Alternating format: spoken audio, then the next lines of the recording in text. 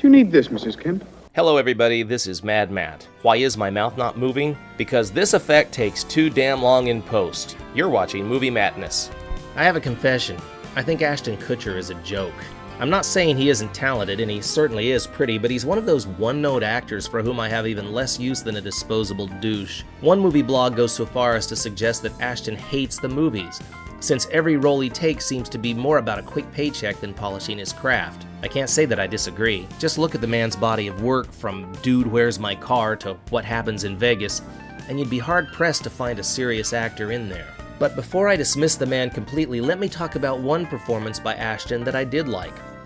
Every once in a while, with every artist, a work comes along that at least offers us a glimpse of his potential. Such was the case with Spread, a little-known 2009 indie starring Ashton in a sort of modern-day variation of Midnight Cowboy. Spread is a movie that, while flawed, at least has the courage of its convictions. That alone is reason to celebrate. The fact that Ashton plays an ugly, dramatic variation of his screen persona, much as Adam Sandler did in Punch Drunk Love, is another reason. I'm not saying Spread is as good as Punch Drunk Love, but if you want to watch Ashton truly stretch his acting chops, Spread is, to paraphrase Charles Bukowski, the best love poem he can write at the moment. The meandering narrative of Spread follows Nicky, a handsome playboy, as he shuffles about Los Angeles, latching on to wealthy older women and allowing himself to be taken in as their boy toy. As the film opens, Nicky has already grown tired of his latest benefactor and is looking for something new, which he finds in Samantha, played by Anne Hesh, a rich and ravenous divorcee in a mansion on a hill that seems like the perfect setup for Nicky. Unfortunately, Nicky is a flawed figure,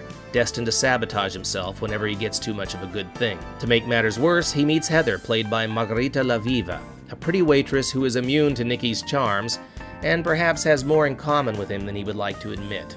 As I said, the film is far from perfect, but it does capture the sun-bleached loneliness of Nicky's nomadic LA existence, and Ashton Kutcher perhaps has a better handle on this character than in any of his other films. Spread's strength is its ambiance, its attempts at verisimilitude that it often manages to fulfill, and the cojones it displays by taking the story where it needs to go, not where we want it to go. It's a solid film, containing the kind of role someone of Kutcher's stature should be seeking out at this juncture in his career, and I have no qualms recommending it. Don't go in expecting the goofy Ashton Kutcher of That 70s Show, but if you're in the mood for something a little more subtle, Mad Matt says, check out The Spread. All right, we've seen what you can do with a boy. How are you when they come a little bigger?